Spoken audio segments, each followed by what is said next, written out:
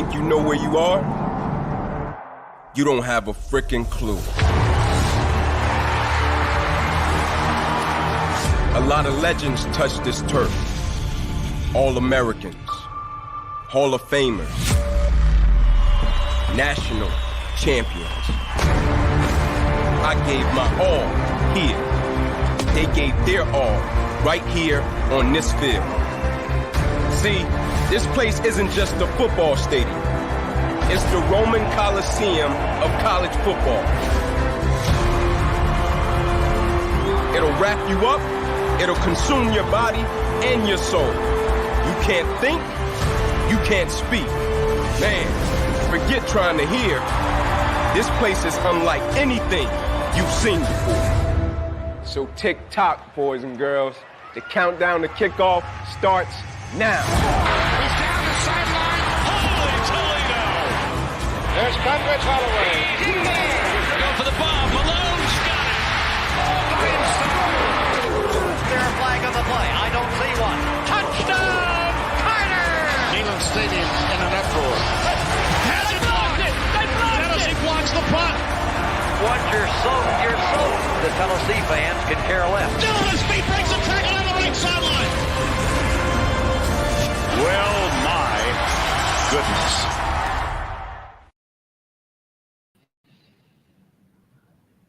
And welcome to Countdown to Kickoff, everyone, presented by UT Knoxville alumni and Tennessee Athletics. Happy Big Orange Friday, and thank you for joining us for our virtual pep rally. I'm Brian Rice, UT alum, Knoxville radio personality, ready to get you ready for Tennessee and Georgia tomorrow. This event would not be possible without our great partners and sponsors, including Cellular Sales, Coca-Cola, Farm Bureau Insurance, First Horizon, Food City, Graduate Knoxville, Graphic Creations, Pilot Company, PYA, Threads, and UT Medical Center. Coming up on today's show in just a few moments, I'll be joined by VFL and Georgia hero Josh Dobbs. We will have an interview with Tennessee linebackers coach Brian Jean Murray and highlights from the win over Kentucky, my keys to the game, and much more. But before we jump in today, remember, we've changed things up a little bit this year on Countdown to Kickoff, and we want to hear from you. If you have questions about the team, this week's matchup against Georgia, or questions for our VFL guest, Josh Dobbs, just type those into the comments box on whatever streaming service you're joining us from today, and we will answer those later in the show. Boy, last Saturday was a lot of fun in Neyland Stadium. Tennessee and Kentucky, a top 25 matchup. Let's take a look at the highlights. Celebrating the 50th season of night games here. Hey, yeah, no friends in the industry. My brothers been my brothers, man. You ain't no kidding me a fact. Whoa, I was known for snapping when I chat before the app. Stood on everything I said and never took it back. Whoa, no friends in the industry. I had to draw the line between my brothers and my enemies. A fact. Let us start the beat, don't wanna keep it rap. Yeah, you hit us up and now we owe you something back. Huge hit. See you, I was young angel, but you turned me evil. Yeah, I know you, but you really ain't my people.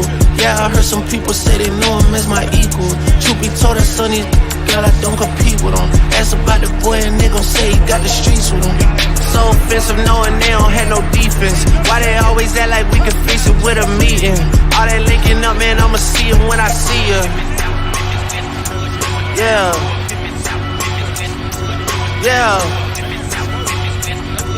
Yeah, brothers been my brothers, man, you ain't no kidding, that's a fact. Hey, and I'm like Sha'Carri, smoke them on and up. A fun night for dark mode at Neyland Stadium last Saturday, and we can't wait to get back in there next week. But first, a huge matchup with Georgia, and who better to talk to about Tennessee, Georgia than Georgia native, hero against Georgia one time, that is Josh Dobbs. Josh, thanks so much for joining us here this afternoon. I shouldn't say one-time hero. You're a two-time hero against the Bulldogs, once here in Knoxville, once down in Athens. How are you this afternoon? Man, I'm great. I'm excited for the weekend. A good off weekend for us up in Cleveland, so get a chance to take in the game and just watch the Vols go to work. So I'm excited. I'm excited for the game this weekend. Let's start. Earlier this week was the anniversary of your first kind of coming out as a great player moment at Tennessee, which was that Tennessee-South Carolina comeback, led the Vols to victory in overtime in Columbia. A lot of videos from that game went out earlier this week. What are your memories of that night and how that kind of sparked the next 2.5 years for you at Tennessee? Honestly, the first memory is just how cold it was out there. I remember in pregame getting out there and it's sleeting sideways and it's 25 degrees, a chilly night out in Columbia, South Carolina. But I think like that game just for me just marked a huge step forward. Coming in as a freshman with the expectation to redshirt and then having that red shirt burned halfway through the season, and playing as a freshman when quite frankly you aren't ready to play was a tremendous opportunity for me to learn what it's like to be a college football player, especially play at the quarterback position. So then literally a year later, to come out and be placed in a very similar scenario and be able to come out and play a great game and continue to take that momentum forward throughout the rest of my career was a great moment for me. Go on the road. Anytime you go on the road in the SEC is always difficult, especially when you go to a rival such as South Carolina. So for us to go there and defy the odds, down 21 or 14 with a minute and a half left in the game and storm back and win in that fashion was a lot of fun. It's really what you dream about when you envision yourself as a college player. So I have a lot of fond memories of that game outside of the chilly weather. I'm glad I was able to get indoors afterwards, but outside of that, man, it was a lot of fun out there. The Georgia series is special to you being a Georgia guy, but you had 2 big wins over the Bulldogs, one here in Knoxville, and then the next year, a back and forth absolute prize fight that ended with what has been called the Dobbs nail boot. What do you remember about that game before the last play? And then tell me about that last throw to Juwan. As you said, it definitely was a back and forth game. I will say, being from Alpharetta, about an hour away from Athens, I never grew up a Georgia fan. So to have it come full circle, your senior year playing at Georgia was really a lot of fun. And then just the game itself, right? It was back and forth. Have a lot of respect for Kirby Smart and the tactics he deployed on defense and offense that game. We were explosive offense, so they were chewing a lot of the clock up, trying to limit our opportunities to go down and score. And so we get down early, but we're able to fight back and really have the lead going into the last 15 seconds of the game.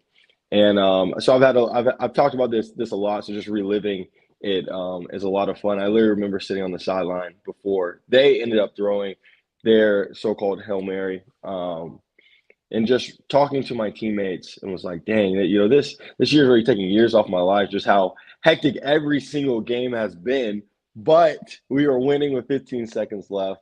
So I think it should be this game ending should be much chiller than it's been the weeks before. But little did I know, they throw a touchdown.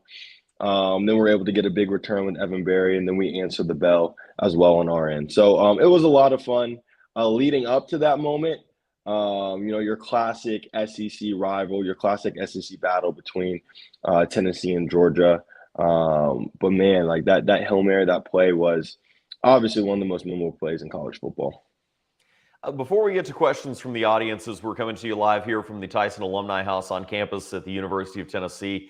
You were kind of the model for the student half of Student Athlete, to be somebody who achieved at such a high level on the field, but I know it was important to you, and it was important to everybody that you achieved at the level you did in the classroom. What was that campus experience like for Josh Dobbs, the student, not just the student athlete?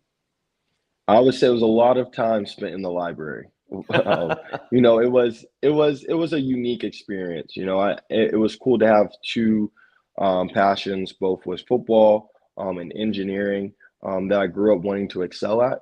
So to be able to go to university and have the opportunity that Tennessee gave me to excel at both, right? To study aerospace engineering and then play football at the highest level was really my dream growing up. And so I took advantage of it every second I possibly could. So I enjoyed it, man. As I look back, on my journey throughout college, right, there was a lot of sleepless nights, a lot of nights spent late in the library, a lot of nights spent late at the football complex. studying film and perfecting my craft. But, I really want to trade that journey for the world. I loved every moment of it. And even today, I feel like it's really served as a springboard for everything that I've been able to do once leaving the University of Tennessee. So I loved it, man. It was difficult at times, to be honest. But, in those moments, you really realize like why you're working so hard and what you truly are passionate about. So I wouldn't trade it for the world. All right, let's take a couple of questions from our viewers. First is from Amanda.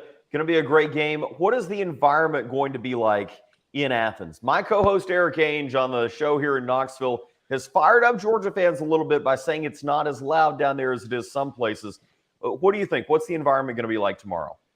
Man, I gotta ride with my VFL Eric Ainge, man. It's obviously it's a loud environment, but when you step into Neyland, and obviously I haven't stepped in it from an opposing point of view, but I've still been out there on the field when it's rocking, man.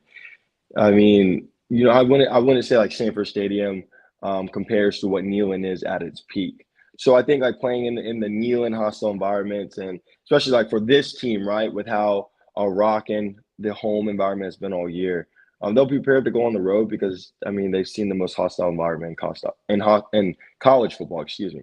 So Sanford Stadium is a good stadium, but I see where Eric Ainge is coming from, But without doubt, it's a 3:30 game. It's number 1 versus number 3, but really number 2. And obviously, I guess the Georgia fans will be riled up since I guess all of us are talking smack about their environment. So they'll at least show up to start the game, but hopefully we'll be able to take control of the environment. All right, let's get another question from the audience. Andrea on Facebook says, there's been a lot of discussion about the UT offense against the Georgia defense. How does this high-powered offense match up against a defense that's only giving up 10.5 points per game? Yeah, it's going to be a very interesting matchup. I have a lot of respect for Kirby Smart, and obviously he's had a lot of great defenses over the year, with this year's Georgia team definitely being one of them. So it's going to be interesting. But I think like the way that our offense really spreads the field and maximizes every inch of width on the field really puts any defense in a bind. And at the end of the day, I think this game is really going to come down to one-on-one matchups, because Georgia's going to have to play the 6- and 7-man boxes and give our receivers one-on-one matchups on the outside. And that plays into our favor. When you have Cedric Tillman and Jalen Hylett and Squirrel out there making plays consistently throughout the year, it makes it difficult on defenses to match up from a personnel standpoint. So I think, it's a unique matchup, right? You have the number 1 offense in college football matching up against really the number 1 defense in college football. And it's just going to come down to one-on-one matchups. Who's going to go out and make plays when the game's on the line? And from what our guys have done consistently throughout the year, I think we'll be able to match up very well against them. Offense is always a lot of fun. I know you had a lot of fun playing for Coach Jake and for Coach DeBoard, but this Josh Heupel offense has got to make the old quarterback and you go, what would I have done in this? Man, I watch it every week. I watch it every single week. And I'm like, I would love to play in this offense. I got a chance to speak with Coach Heupel about a year ago, and I remember I was pulling up some plays and just talking ball with him. He's so intelligent, and the way that he really maximizes the sets with unique sets, giving the defense something every week that they haven't seen. And as I said, matching up the one-on-one matchups across the field and just making it personnel issues for the defense to match up against our offense is a lot of fun to watch as a football fan, not just a Tennessee fan, but as a football fan, it's a lot of fun to watch. And so obviously as a player, you're like, dang, I was really productive in my scheme, and obviously we've been really productive in this scheme. So I'm happy for the opportunity that this offense gives the current players to go out and show their skill set. All right, let's take another question from the audience. Ben says, what do you think of Hendon Hooker's performance this year, and where do you see him in the NFL? I've seen a lot of different projections about players that he models himself after, or players that scouts say he's a model of. What do you think for Hendon Hooker this year and what his future holds? I think obviously he's had a great season. I think, the experience that he's had, that he gained during his time at Virginia Tech, and then since he's been at Tennessee has really, you're really seeing that out in the field, right? He every time the ball is in his hand, no matter what the defense is giving him, he knows exactly where to go with the football. And at the end of the day, the football game is a game of reps. So the rest that he's had a lot of reps in college, will help him once he gets to the NFL. But I think like the NFL is going more toward the college game, right? It's becoming a space game, a matchup game. So the stuff that he's showing out there on Saturdays will help him definitely on Sunday. So I'll be interested to see, obviously see how the rest of the season plays out in college, but also where he falls in the NFL as well. All right, let's take one more question from the audience before we get to the keys of the game. Joseph says, how hard was it to transition from college to the NFL? It's a really different game that you see once you get to the NFL, right? The field's different where the hash marks and are and the numbers on the field. So that really kind of changes the offensive sets. There's a lot of little nuances and rule differences between the college game and the NFL game. So, and at the end of the day, now you're playing football full time rather than part time with school. So, with all those, I guess, differences in environment, that's what changes the game between the college and the NFL level. But so the transition, you just have to get accustomed to that, right? You have guys that aren't 18 to 22, right? Guys that are 21 to 35 that have been playing football all their lives, and that's all they do, and that's how they provide for their family. That's how they pay their mortgages. So that dynamic is what makes the intensity of the NFL game higher. And then just the sheer numbers in it, right? There's only 32 NFL teams in the world, and there's hundreds of college programs across just the nation. So, with all that, it's the most competitive league in sport. And that's what I love about the NFL. And that's what all that, I guess, is a long-winded answer, but all that goes into the transition from the college level to the NFL level. So I'm really enjoying my time in Cleveland. It's been a lot of fun. But yeah, every day is a grind. It's the ultimate competitor's game. And so just take it one day at a time and keep competing. All right, let's get into a couple of keys to the game. I have a couple that I want to get your thoughts on, and then I want your biggest key that we don't talk about here. My first one is, make Georgia uncomfortable. This Georgia defense has not been put in an uncomfortable situation all year. And so to me, that's got to be number one. Make them do things that they haven't done before. What do you think? I agree with that. I think to echo on that, it's Tennessee play Tennessee's game. Our game, as you said, your second point is tempo. They're calling them fast and furious. And we have to play our game. And our game is making defenses uncomfortable. It's keeping them on their heels. It's giving them various sets. It's getting on the ball extremely fast. It's running plays quickly, especially early in the game, and striking fast. That then has the defense really, and then has the offense as well, the opposing offense playing on their heels. So we have to go down to Athens and capture that environment the way that we've captured the environment we're at home in Neyland, and be able to strike fast and have Georgia play on their heels in a position that they haven't been comfortable in all season. And that's when we'll be able to kind of pull away throughout the game. You referenced my second key, which is keep up the tempo. It has got to be impossible to be able to duplicate this in practice, because if you had players who could run this system all the time, well, you would probably do it as well. How difficult is that as a player when something is coming, but it's something that you can't necessarily replicate in practice to fully get ready for? It's difficult, man. And there's no way that Georgia's going to be able to replicate it throughout the week in their scout teams, just because the process is too cumbersome to be able to show plays that an offense hasn't run and says they haven't run, have them line up quickly and execute them at the level that Tennessee is to give their defense a good look in under 10 seconds. Really can't be replicated. So that's going to make it very difficult on the Georgia defense, and that plays into our hand. And that goes back to the main key of the day is Tennessee has to play Tennessee football. You're going on the road, you're in a different environment. So obviously there'll be difficulties there. But once you're in between those lines, man, if Tennessee plays Tennessee football, as we've seen all year, no one can stop them, both offensively and defensively. And that's the Josh Dobbs key to the game. Josh, we really appreciate your time. I know it's the off week, but I'm sure everybody's asked you to do everything under the sun on the off week. Enjoy the game tomorrow. Now, are you still going to be watching it with one of your Cleveland teammates that's a former Dog? I will, yes. So with it being the off week, a couple of weeks me and Chubb were talking about, like, hey, what are you doing for the off week? It's Tennessee Georgia week. And so I was like, yo, I want to go to Athens and watch the game right next to you. So we'll be in attendance, man. We're gonna have some fun. We're excited about the matchup, maybe some friendly wagers going out, but yeah, it'll be a lot of fun. So I'll be excited taking it from the fans' perspective, especially in Athens. So I won't wear I'm just worried, going to Athens after the Hail Mary, I'm definitely going to be with my head on the swivel, but it will be fun. You're not going to wear the Juwan Jennings jersey, is what you're saying. Man, I want to, but that would be bold. That would be bold. I got a lot of respect for Nick Chubb, so I wouldn't do that to him. Josh, thanks so much for joining us. Looking forward to this matchup on Saturday. Looking forward to seeing more of you with the Cleveland Browns coming up as the season goes along. Thanks again for joining us here on Countdown to Kickoff. No doubt. Appreciate you having me, and go Vols.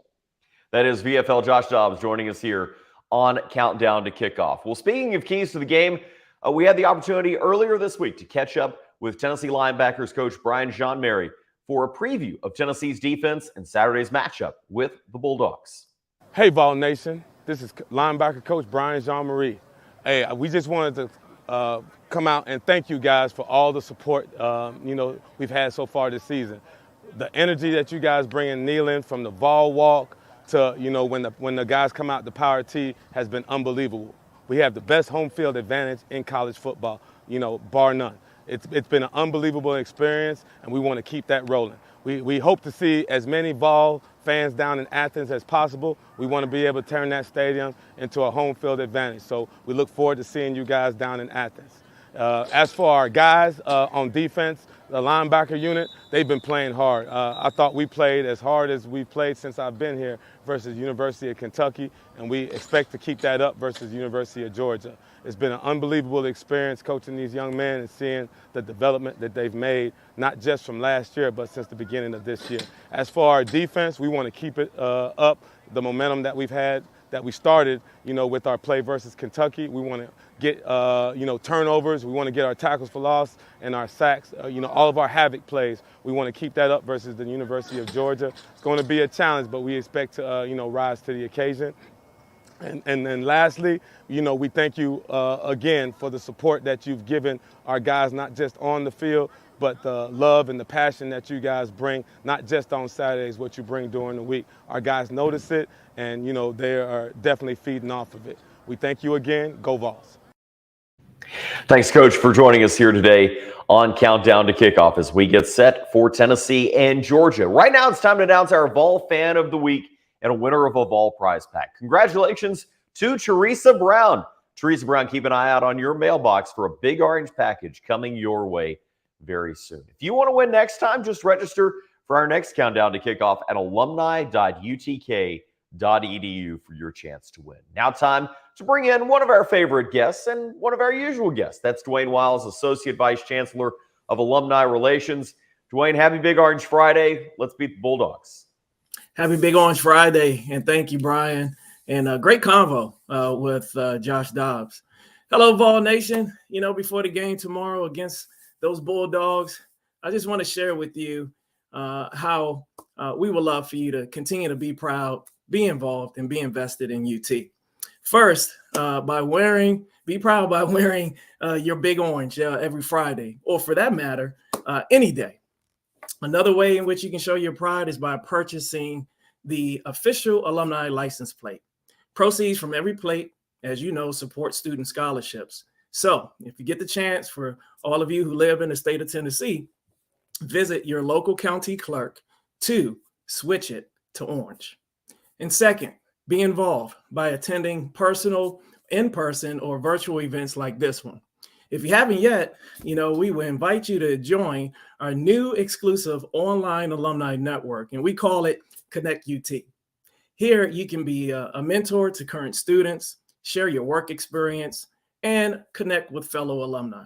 Just visit connect.tennessee.edu today. And third, be invested. Big Orange Give, our annual day of giving, is a great opportunity to invest. Big Orange Give takes place on November 10th. And guess what, ladies and gentlemen? This is year number 10, our 10th anniversary. Our goal for the day is to receive 10,000 gifts.